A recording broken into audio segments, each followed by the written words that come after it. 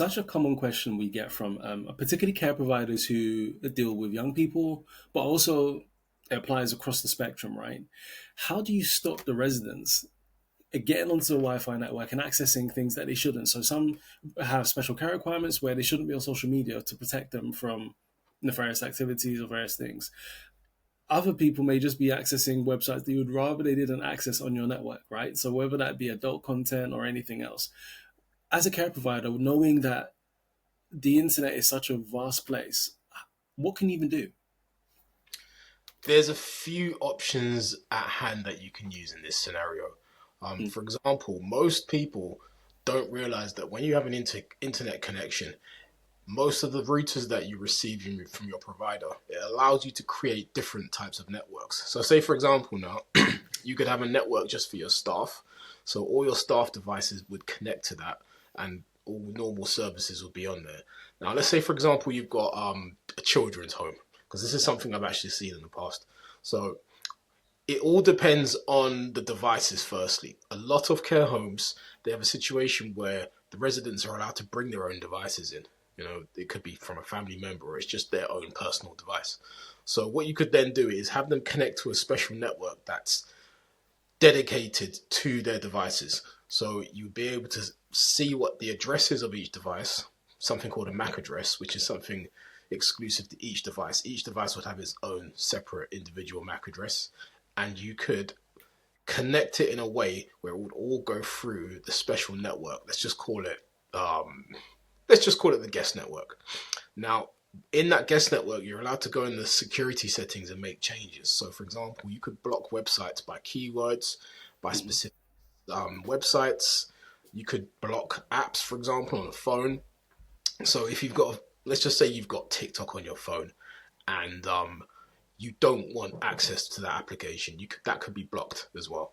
So there's a few different tools and a few different methods that you could use to secure your network, especially for your residents. Got you. So you said a bunch of technical words just then. So routers, guest networks, MAC IDs.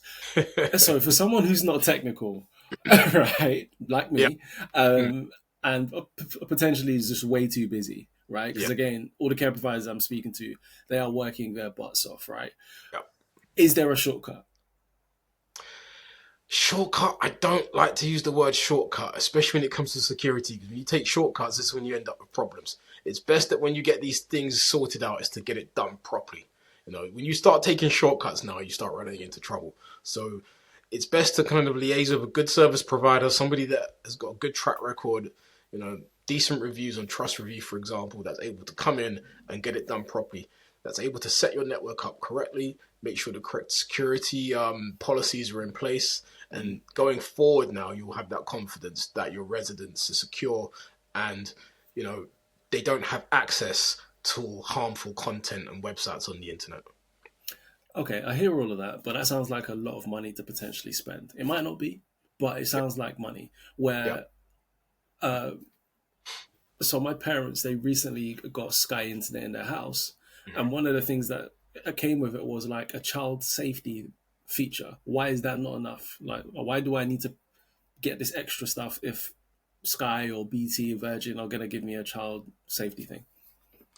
Well, it depends what the features of the child's safety device is. I mean, I haven't seen it personally, so I can't tell you 100%. But what I do know is that there's only so much protection that the service provider is going to give you.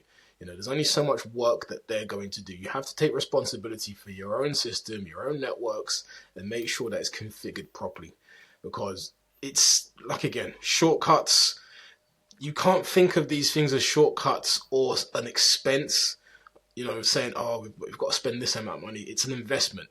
Because what happens now, if you run into a safeguarding issue because your network hasn't been secured and residents are accessing content that they shouldn't be, that could go down a whole really bad route. So you really have to be careful and think of these as an investment as opposed to a spend or an expenditure.